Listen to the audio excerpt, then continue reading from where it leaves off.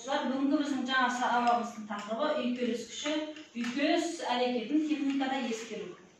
Ал балалар, үйкеліс деген ұғымды сендер қалай түсінесіңдер? Екі дененің бір-бірімен жанасуы. Қандай мысал келтіре аласыңдар? Біз жермен үйкеліп жүреміз. Мысалы,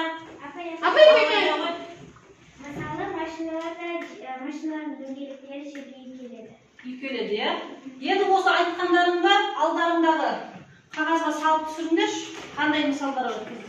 Техникада, болсын, өмірде болсын.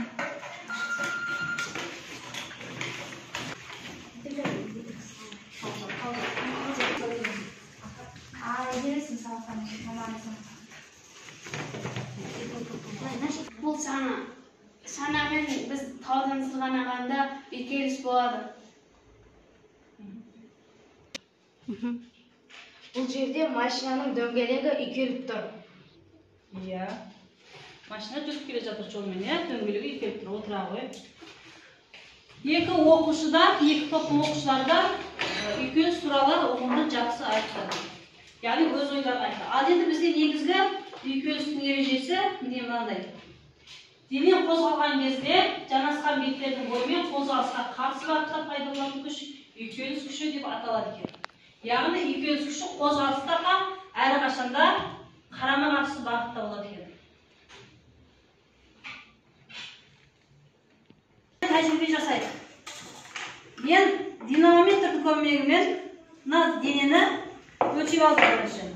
Бұның несі массасы. Бұған әсер отырған күш 1,5 ньютонды береді екен. Ал енді мен осыны партаның бетінде сырғанатайын. Міне, сырғанаттым.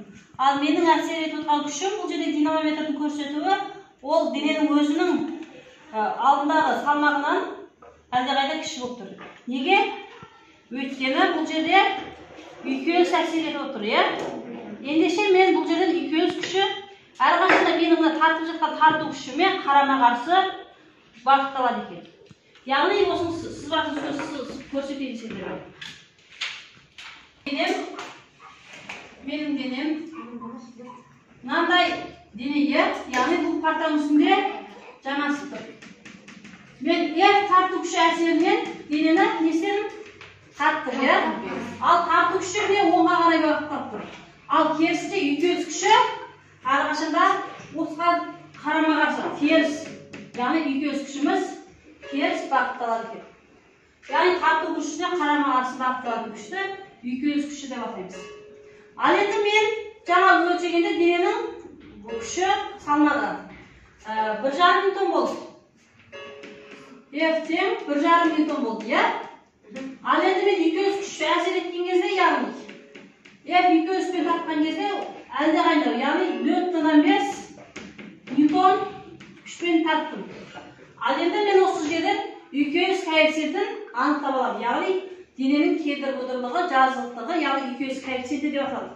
Яғни дененің жанасқан дененің оның тегістігі бізде ол үйкеліске әсер етеді. Мысалға, машинаға мұзда жүрген оңай ма машинаға, жоғалды кәдімгі жолмен жүрген оңай? Өйткені мұздың беті не? Айғанақ дейміз, иә?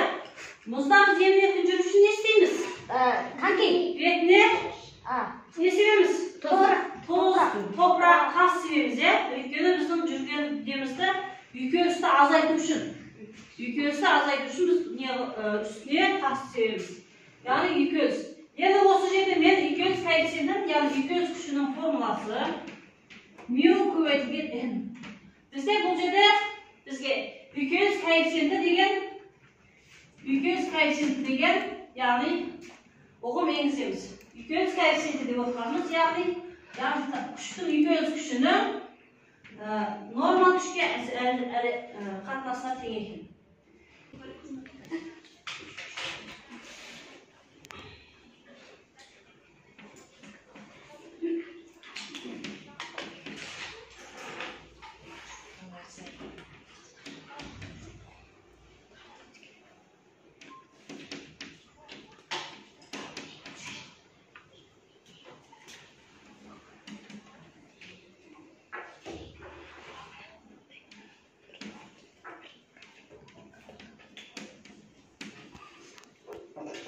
Осы үйкелістің табиғатта 3 түрі бар екен. Сырғанау үйкелісі, домалау үйкелісі және тыныштық үйкелісі. Сырғанау үйкелісі жаңа екінші топ айтқандай шанайы. Шанамен сырғанаймыз, конькимен сырғанаймыз дегенше сырғанау үйкелісі.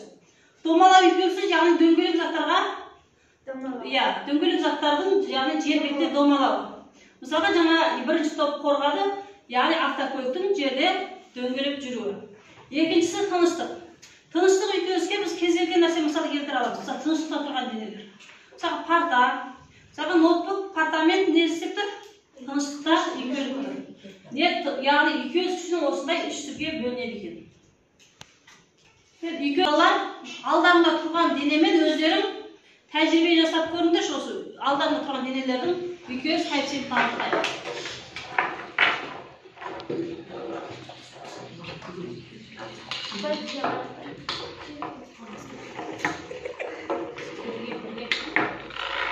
Бірге жасаңдар.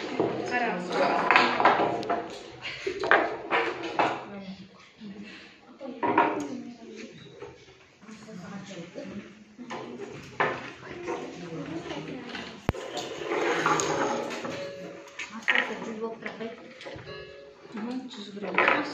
Массасы 150 Салмағы 1,5 ньютон дейсіңдер. Тағы түсіндіре түсінсіз ма? Сонымен үйкеліс күші дегеніміз не? Жермен үйкелісіп. Үйкелістің қанша түрі бар? 3. Кім айтады? Абай.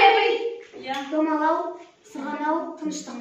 Тыныштық 3 түрді үйкеліс бар, иә? Үйкеліс күшінің формуласы? F-тен μ mg. μmg-ға тең.